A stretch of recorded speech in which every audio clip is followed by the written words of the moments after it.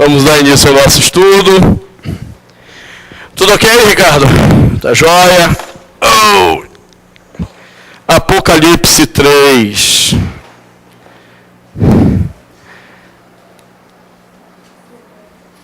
Será que até Jesus voltar a gente termina esse estudo, velho? Você crê, irmã?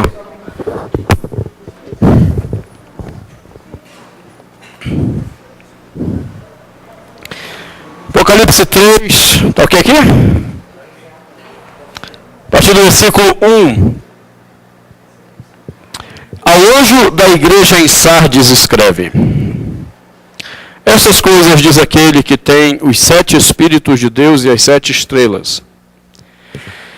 Conheço as tuas obras, que tens nome de que vives e estás morto. Sê vigilante e consolida o resto que estava para morrer, porque não tenho achado íntegras as tuas obras na presença do meu Deus.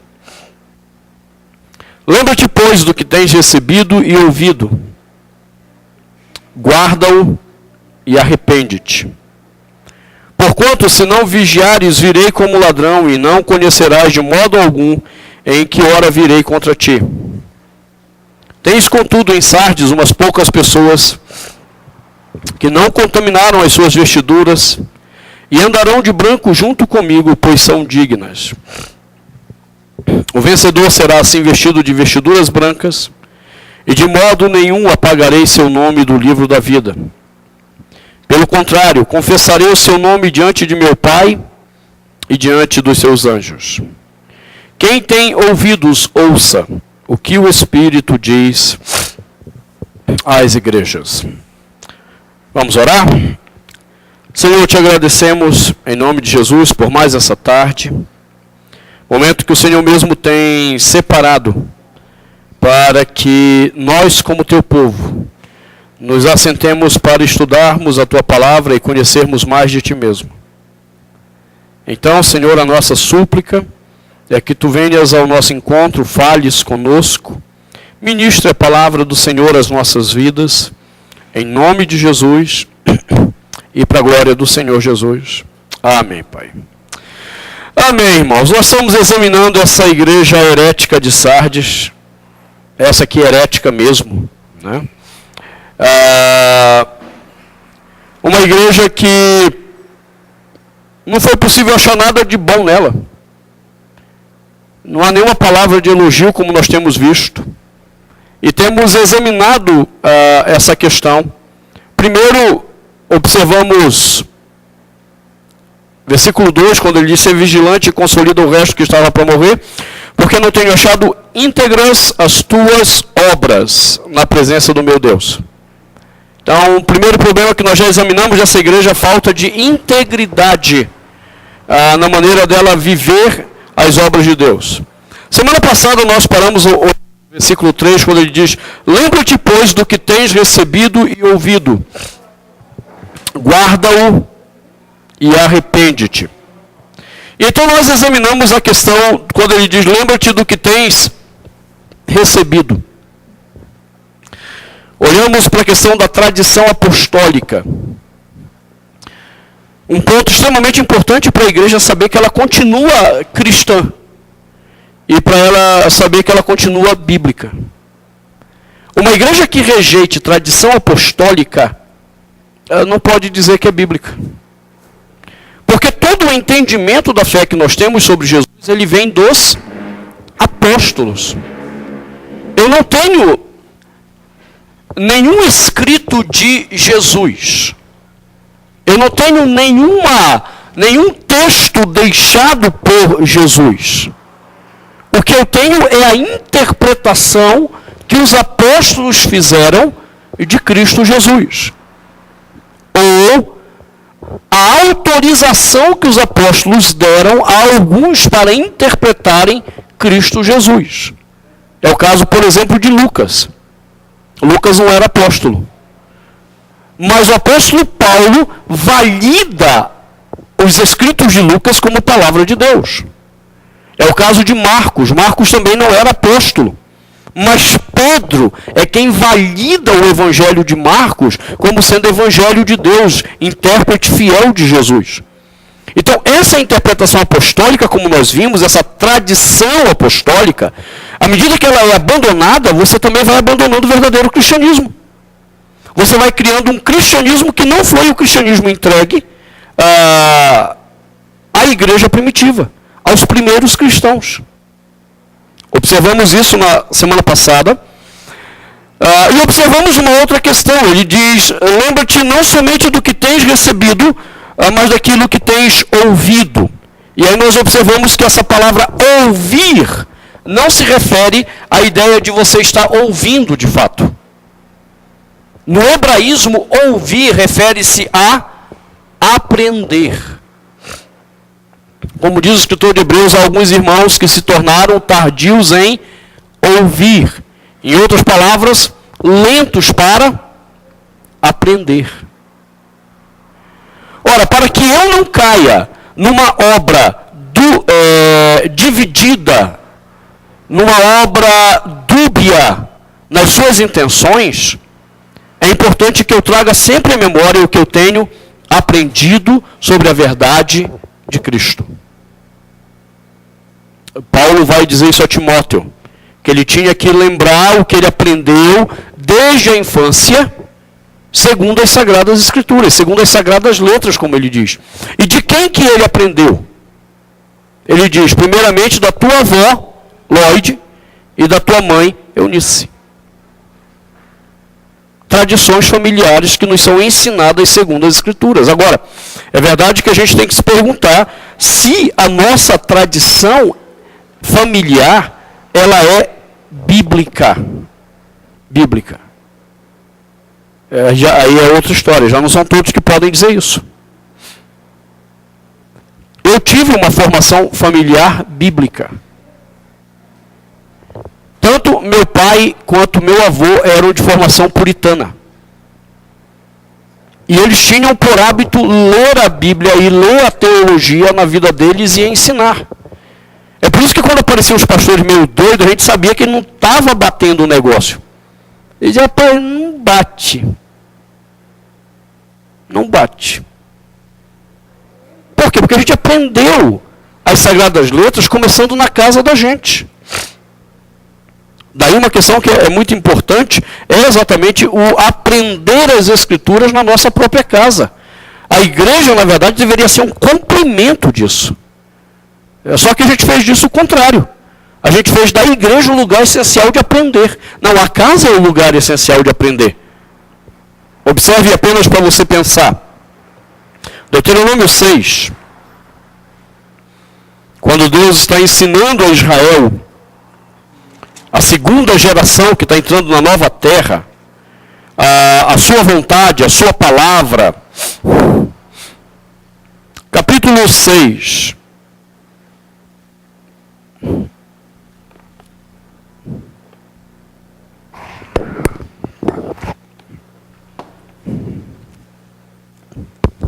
Vai ter que levantar isso aqui.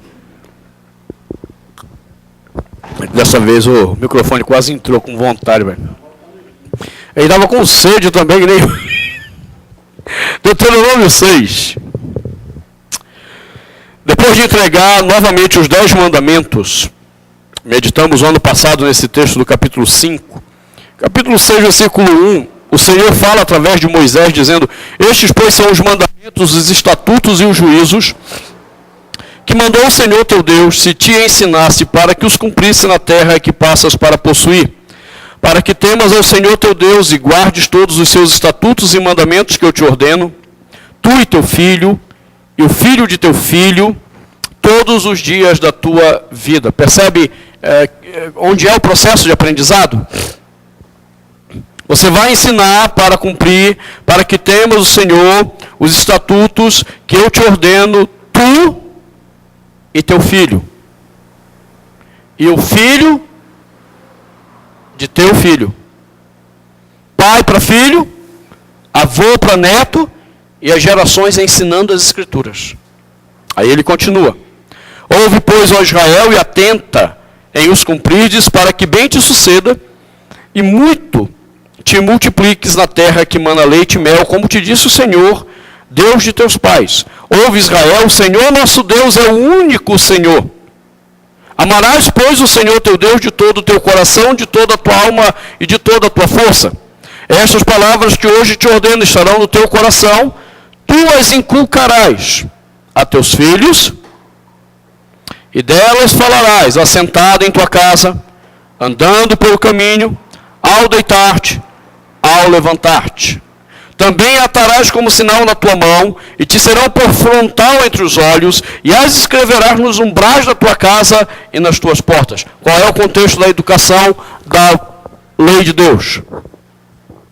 Casa. Casa. É no nosso lar que temos que ensinar essas verdades. E nós transferimos essa responsabilidade para a igreja. Então nós temos um problema sério com a igreja de Sardes, porque eles não aprendem. Voltando lá para o Apocalipse 3, eles não aprendem.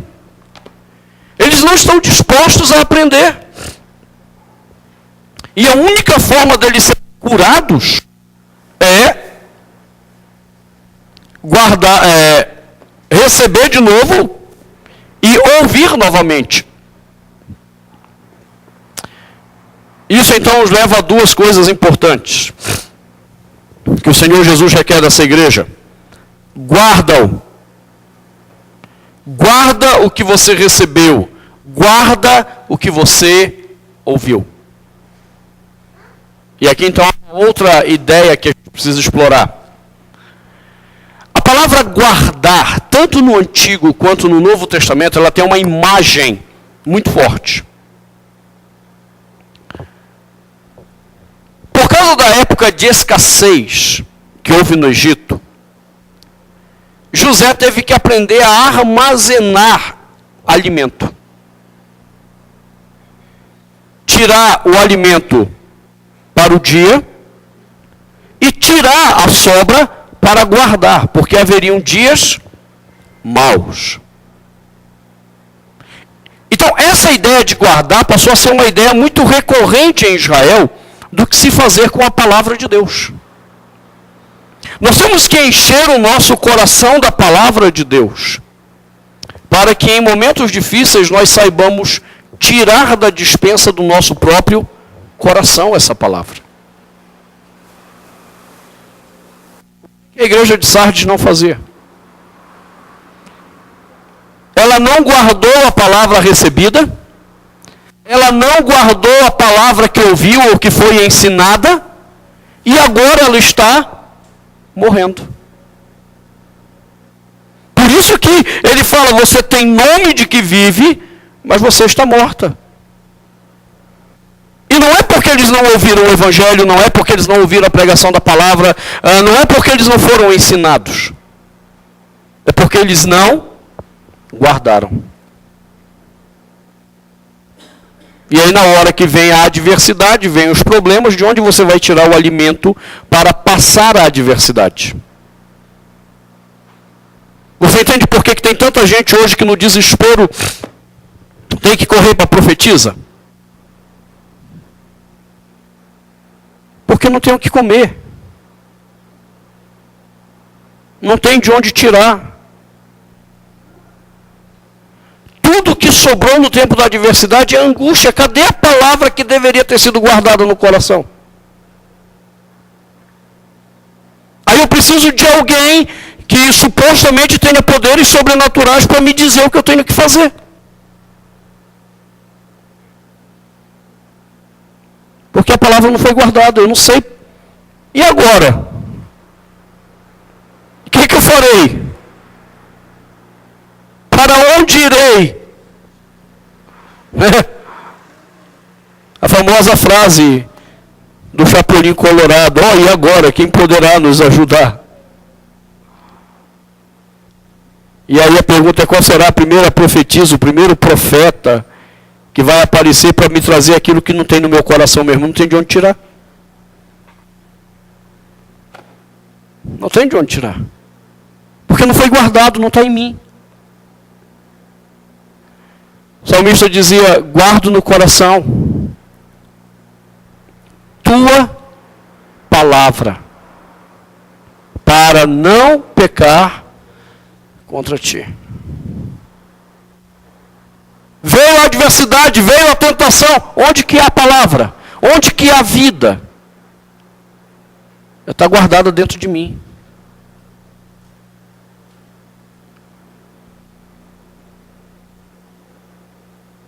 Tentação de Jesus.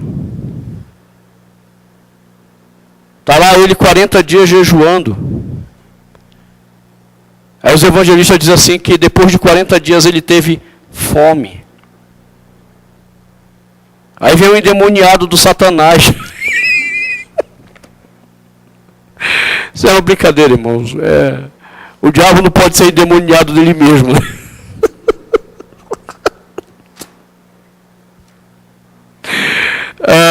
Eu estou frisando que é uma brincadeira porque esses dias a louca da Sara Shiva falou numa igreja que o diabo fica endemoniado quando a gente ora.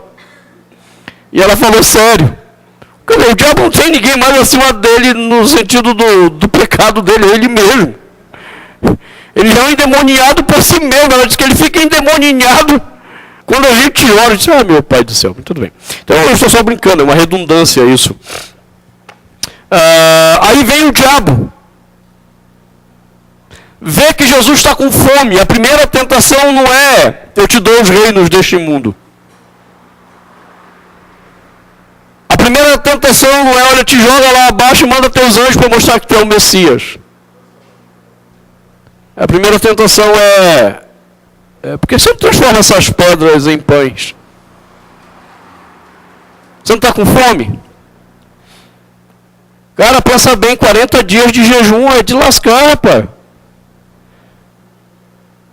E você nem precisa de ninguém, você tem poder para pegar essas pedras e transformar num pão delicioso. Um pão italiano com 4 queijos.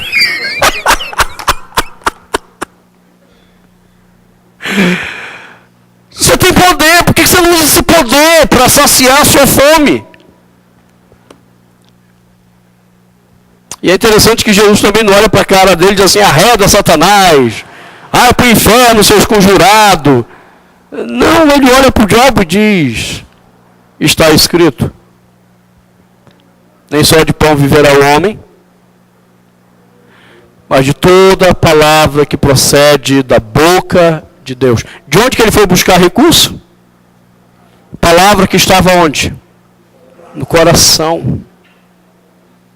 Palavra que estava no coração. É nesse sentido agora que o mesmo Cristo está falando à igreja de Sardes.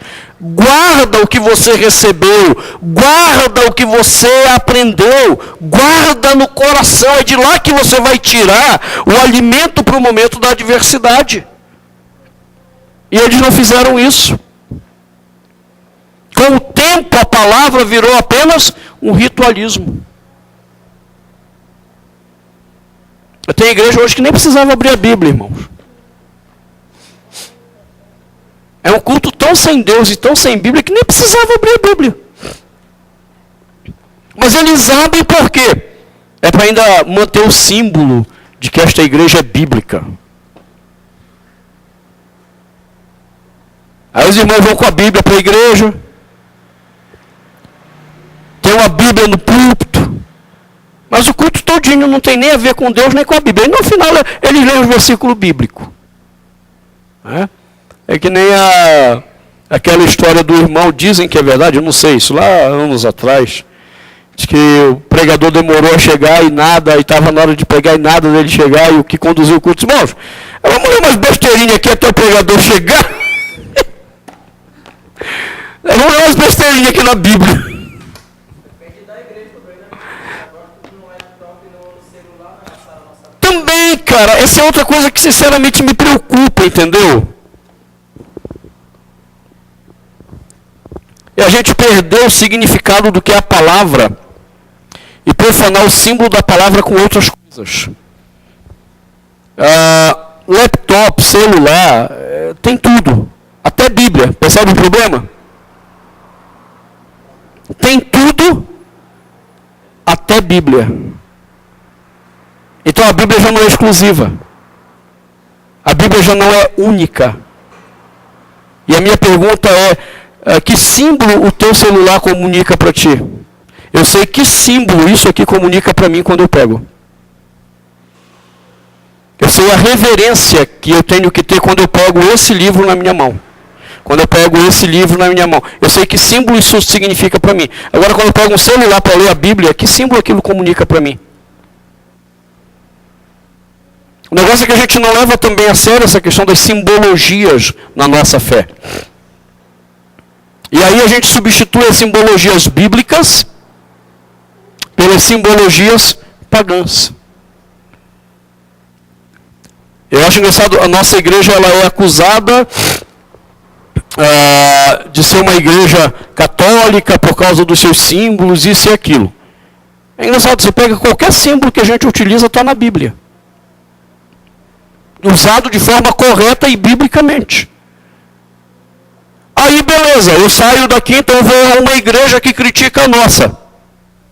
E lá tem rosa ungida, sal ungido, oração forte, campanha não sei do que. E aí eu vou no terreiro de Umbanda, esses símbolos são os mesmos.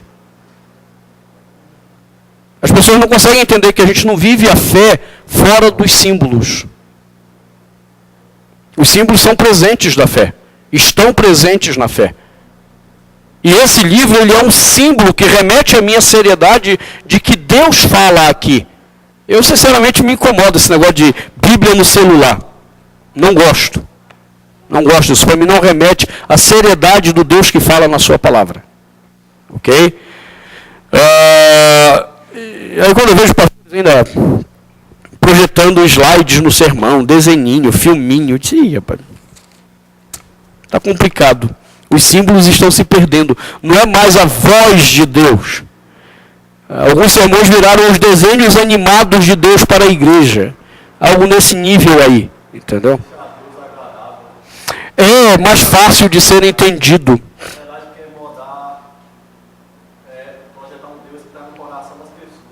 Sim.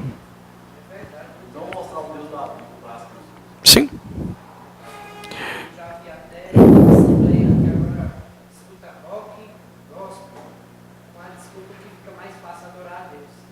Ah, riégua. É muito doido, mas tudo bem. Então, Deus olha para essa igreja e diz, olha, guarda o que você tem ou recebido e ouvido, e não apenas guarda. Olha a outra palavra, arrepende-te. Deus está dizendo, eu não estou satisfeito com o que eu estou vendo nessa igreja. Eu não estou satisfeito com o que eu estou vendo na vida de vocês. Primeiro porque vocês não têm guardado o que deveriam guardar. O que receberam e o que ouviram. E segundo, porque eu não vejo arrependimento. Esse é um outro problema. Eu sou de uma origem puritana, como eu já disse a vocês, igreja presbiteriana. Nos idos do presbiterianismo puritano ainda, graças a Deus. Mas todo movimento que está atrelado a guardar a palavra corre um risco muito sério. De guardar de tal forma a palavra que eles não consigam ver essa palavra como acusadora das suas próprias vidas. Das suas próprias vidas. Em nome da defesa da palavra, nós temos que defender a palavra. Amém, aleluia, amém. Isso é um conselheiro bíblico norte-americano que eu conheci, o Bill Moore. É um velhinho muito simpático. A primeira palavra dele na palestra dele é amém, aleluia, amém. Então, amém, aleluia, amém. Temos que defender a Bíblia contra as distorções. Mas qual é o problema? É quando a gente se enche da verdade da palavra, mas não entende que essa verdade também opera contra nós para que haja arrependimento na nossa própria vida. Esse é o problema.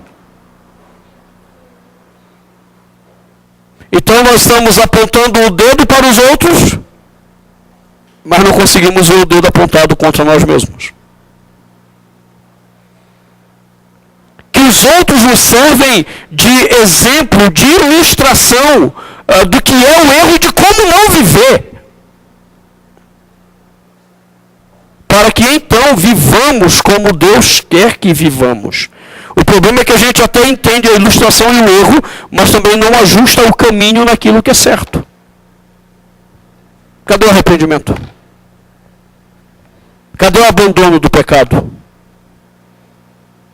A gente vê a trave no olho do outro, o cisco no olho do outro, como disse Jesus, e a gente não vê a trave no nosso próprio olho.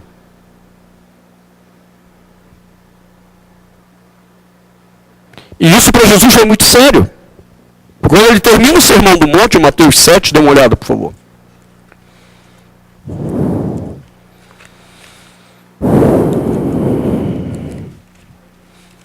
Mateus 7,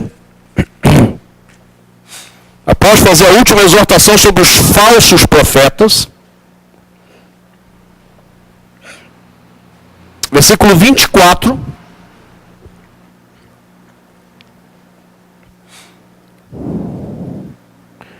Jesus diz assim: todo aquele, pois, observe agora, que ouve estas minhas palavras. Já entendeu o que é ouvir, né? Que tem aprendido essas minhas palavras.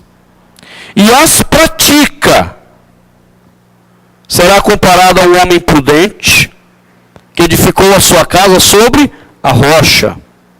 E caiu a chuva, transbordaram os rios, sopraram os ventos e deram com ímpeto contra aquela casa que não caiu, porque foram edificadas sobre a rocha.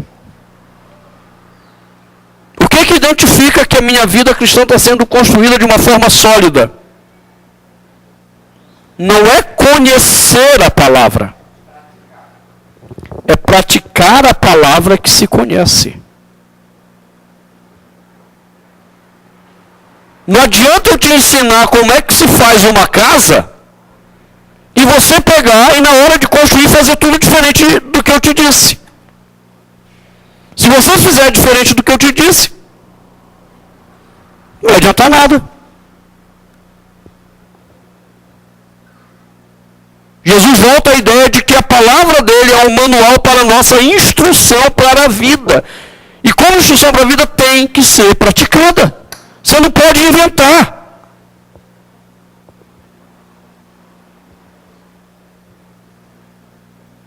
O que adianta você conhecer tanto e não colocar em prática o que você está aprendendo? Isso não vai mudar você, antes vai te fazer igual a igreja de Sardes, uma igreja que só parece que tem vida, mas está morta.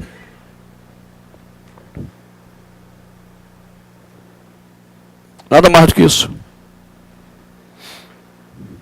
Há um movimento no Brasil chamado neopuritanismo.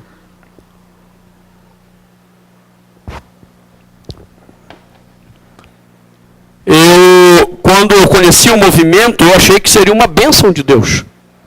Até porque, como eu venho de origem puritana, eu disse, aleluia, precisamos resgatar a ideia da pureza de Deus em todas as coisas, em todas as áreas da nossa vida. E aí, quando foi em 2007, eu estava lá arrebentado no meu deserto, no poço dos meus pecados, houve então, o congresso todo ano tem, as últimas edições foram em Maragogi, e naquele ano eles iam tratar sobre a espiritualidade dos puritanos. Eu disse, puxa, se eu pudesse ir, e ganhei. Do nada ganhei a participação. Com passagem aérea e tudo. Deus foi bom, misericordioso com esse desgraçado pecador. E para mim foi muito bom ir por causa de um único homem. Reverendo Dr. Joel Bick. Quando você achar algum livro do Joel Bick por aí, cara, vale a pena você ler esse cara. Não é apenas porque ele conhece muito. Mas a vivência dele da palavra é um negócio impressionante. Ele foi tratado as questões básicas da espiritualidade. Ele tratou do dia do Senhor. como nós olhamos para o dia do Senhor. E ele fala que ele tem 2 filhinhas, e quando elas eram menorzinhas, então, que tinha que acordá-las cedo no domingo para ir à igreja, ele fazia uma grande festa todo domingo de manhã, porque era o dia do Senhor. E ele ia acordá-las com música de adoração ao Senhor. Então a vida do Bic é uma vida assim fantástica. Mas por outro lado, eu vi alguns irmãos do movimento que eu disse, Jesus, tanto conhecimento. Os caras estavam discutindo até o sexo dos anjos. Isso é um exagero, irmãos. É para ver assim, que está discutindo que não faz diferença nenhuma. E aí você olhava para a vida dessas pessoas, uma vida seca. Sem relacionamentos. Sem vida. Muito conhecimento. Para quê?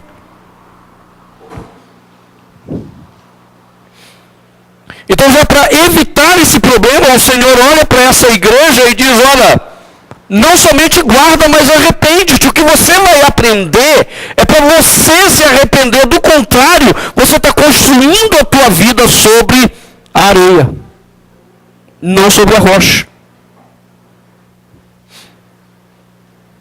A rocha, com toda certeza, é Jesus Cristo. Mas significa que se estamos nele, nós vivemos, nós praticamos o que ele fez. É essa a questão. E isso, irmãos, é em pequenos detalhes. Eu lembro uma experiência do pastor Alex, que eu achei fantástico. Eu acho fantástico quando eu vejo essas coisas.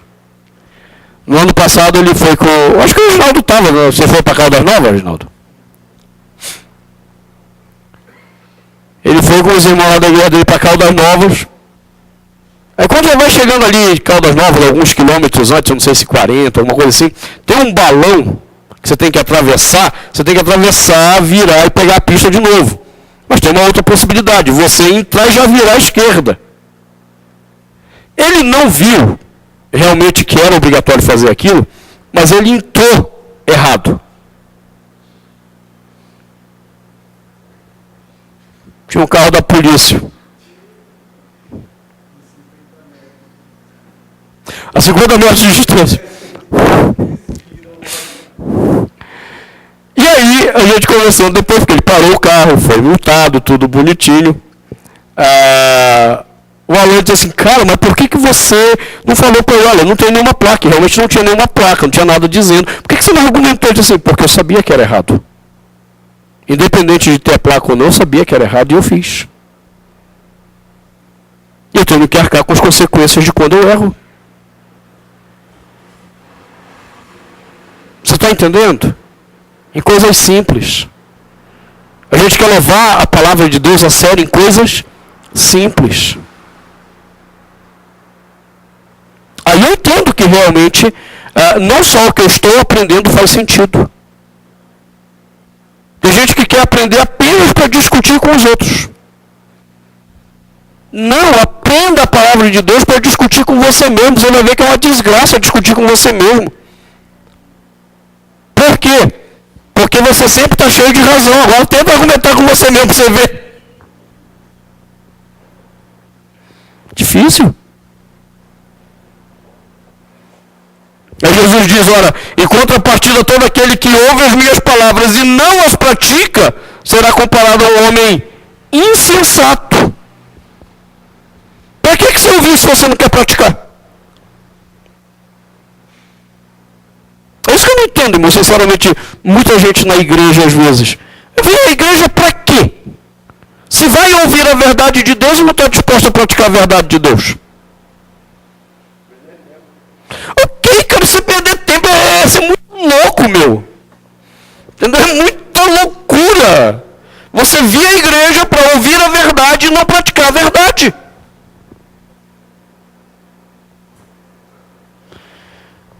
Jesus diz como construir sobre a areia. Você segurança nenhuma. As adversidades vêm, os problemas vêm, joga tudo no chão.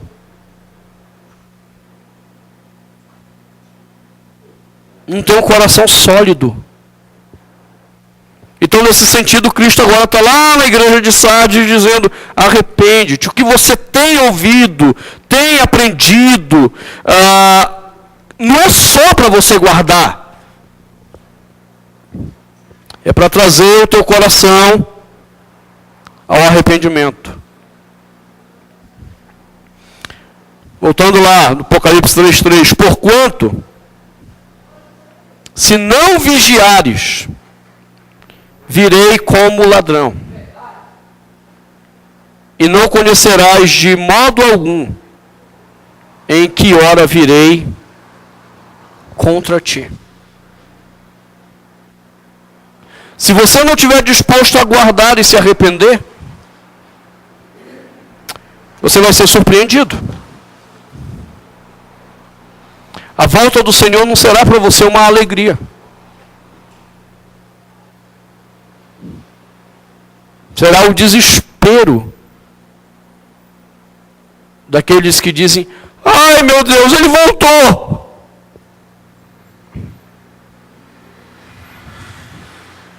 É como a experiência de Marta e Maria. Ele aparece. Aí Marta está angustiada porque a casa estava revirada, tinha um monte de coisa para fazer. Maria: eu lá quero saber se a casa está revirada, tem um monte de coisa para fazer, eu quero estar aos pés dele. Você entende? Ele está dizendo: olha, é melhor você guardar. É melhor você se arrepender. Porque na hora que eu vier, isso não vai ser desespero para você.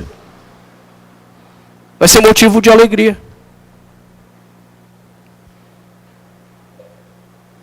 Isso tem que esperar ele voltar? Não. Nós podemos ir ao encontro dele a qualquer momento. E é duro quando eu converso com alguns crentes sobre isso, eles dizem: mas dá para esperar um pouquinho mais, não. Não, entenda, se você tem dito que dá para esperar um pouquinho mais, é porque ele realmente não é o salvador da sua vida, cara. Ele não é o teu Senhor. Eu sinceramente não tenho dificuldade com a ideia de morrer.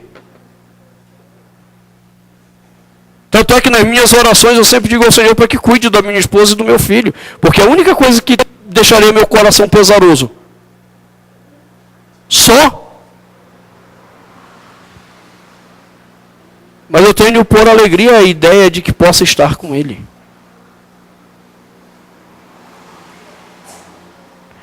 Eu não tenho aprendido a palavra de Deus para viver. Eu tenho aprendido a palavra de Deus para, com Cristo, morrer. Morrer diariamente. Morrer com Ele na cruz do Calvário. É isso que eu acho fantástico quando eu leio a história de Neemias. Dê uma olhada em Neemias, nesse texto, eu acho lindíssimo. Os caras lá tentando atrapalhar o que ele está fazendo, Neemias 6.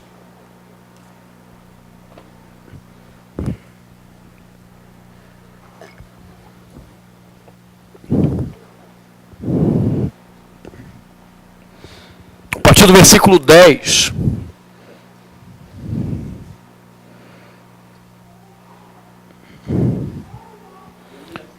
Neemias 6, 10 em diante. Tendo eu ido à casa de Semaías, filho de Delaías, filho de Meetabel, que estava encerrado, disse ele: vamos juntamente à casa de Deus ao meio do templo e fechemos as portas do templo, porque virá uma tarde. Aliás, de noite virá uma tarde. Porém eu disse: homem como eu fugiria? E quem há como eu que entre no templo para que viva? De maneira nenhuma entrarei. Ninguém entra entra no templo para viver. Todos entramos no templo para morrer. Aí ele vai explicar o que aconteceu. É que os caras não estavam conseguindo tirar o foco dele da construção, pagaram um falso profeta para dar uma falsa profecia para ele. Só que quando disseram, olha, vamos para o templo, se esconder lá para viver, ele diz, opa, peraí, tem alguma coisa errada. O templo não é o lugar de viver, o templo é o lugar de morrer. Esse profeta não é de Deus, não. Você está entendendo a riqueza disso? Então, guarda e arrepende-te, porque na hora que eu tiver de me encontrar contigo, quer seja na minha volta, quer seja na tua morte, na hora que chegar a tua morte, você não tem por que estar em desespero.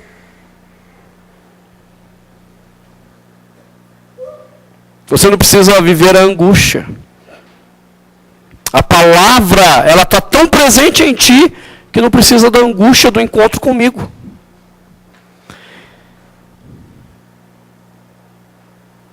E aí ele diz, se tu não vigiares, eu virei como ladrão, tendo algo contra ti. Não, o Senhor não tem algo agora contra mim.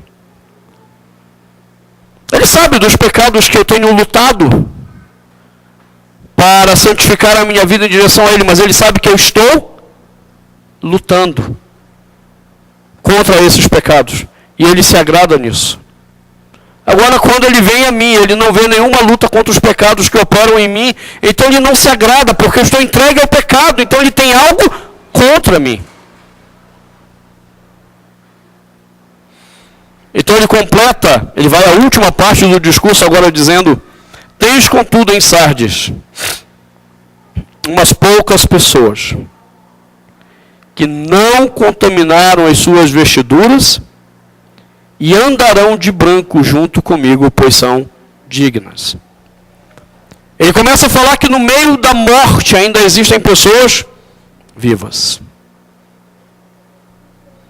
E a ideia é, eu não esqueci de vocês do todo. Eu ainda tenho pessoas aí. É o que no Antigo Testamento seria o remanescente fiel.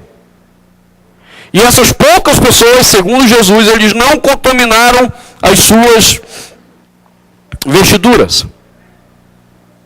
A ideia aqui é muito simples. Quando nós dizemos conhecer a Cristo, nós usamos uma nova roupagem. Esse é um simbolismo que nós não temos na nossa igreja, mas que era um simbolismo muito comum na igreja primitiva.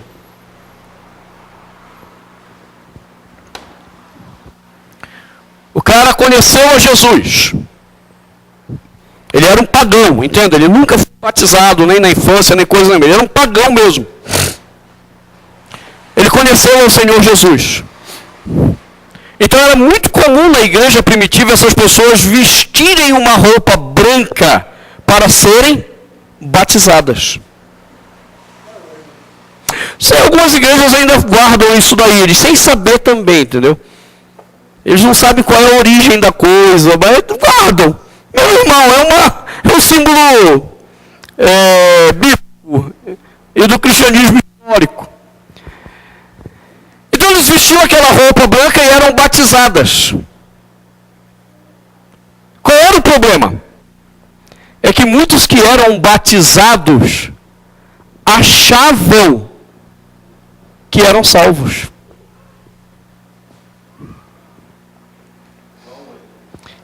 Igual hoje. E o problema é que não é só a pessoa que está errada, é a igreja que ensina errada. Lá em São Paulo, eu pastorei uns irmãos na roça, na cidade de Itaboa. É uma cidade vizinha a Itapeva. Então eu era pastor da igreja de Itapeva, da igreja central, mas meu presbitério tinha me designado para dar assistência a esses irmãos na roça. E era um pessoal muito crente. A vivência com eles para mim foi muito rica.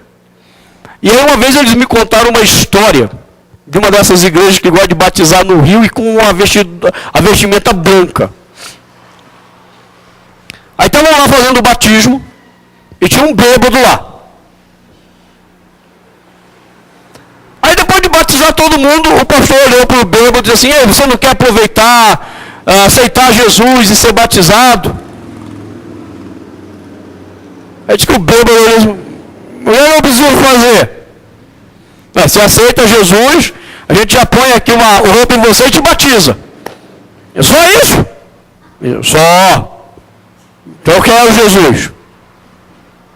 Aí foi queimando, glória a Deus, aleluia, o labassuri anderrar para cá, outro para lá, e é festa, o arrependido, vestiram o bêbado lá, levaram na água, mergulharam o bêbado, pronto, o irmão está salvo. No dia seguinte, o pastor da igreja, foi depois de mim, foi esse pastor que me contou a história, ele disse assim: cara, passei no dia seguinte, o bêbado estava lá no bar, enchendo a cara. Eu estranhei, cheguei para ele e disse: cara, tu não foi batizado ontem? Sim. Então, rapaz, tu não aceitou Jesus? Sim. E o que tu está bebendo aí? Não disseram que era proibido beber.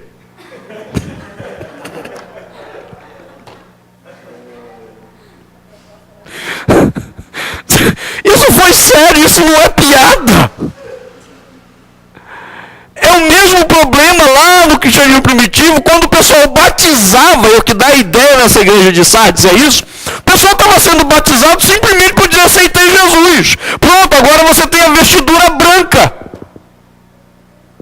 Mas a tua vestimenta está contaminada, o pecado continua em você. Agora tem um grupo aí, esse é convertido.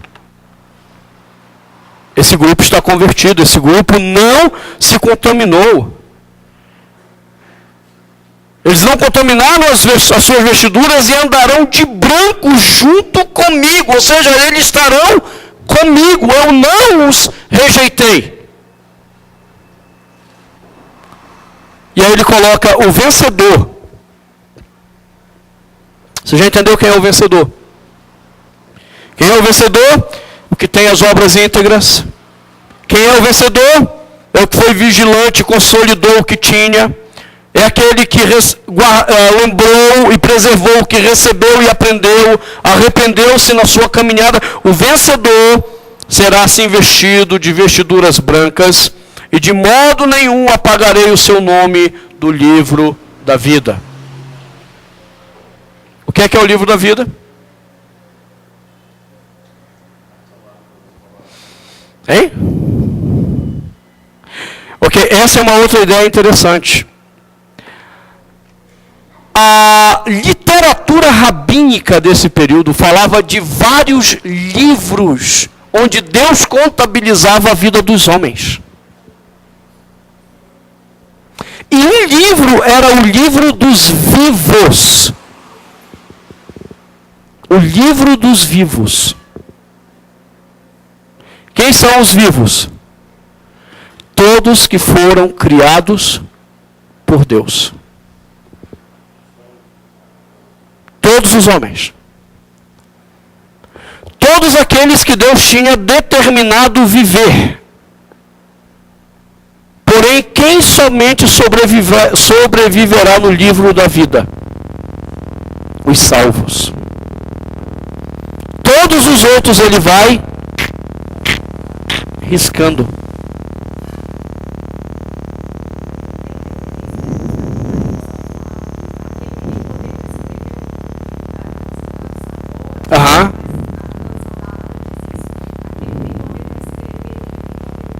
Para riscar.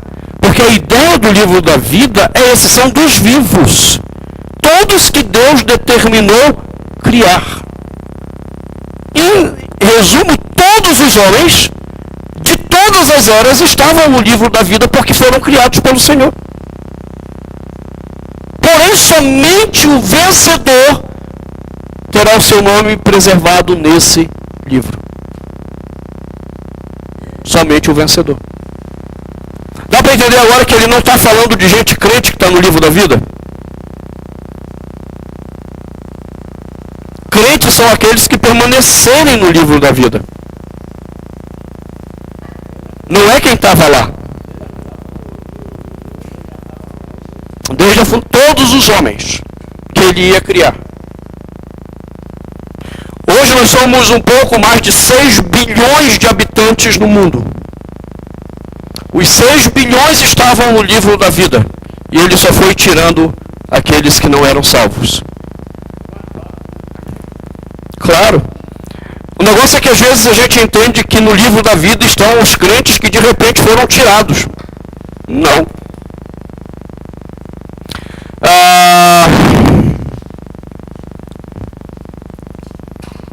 É que nem a história lá do joio e do trigo.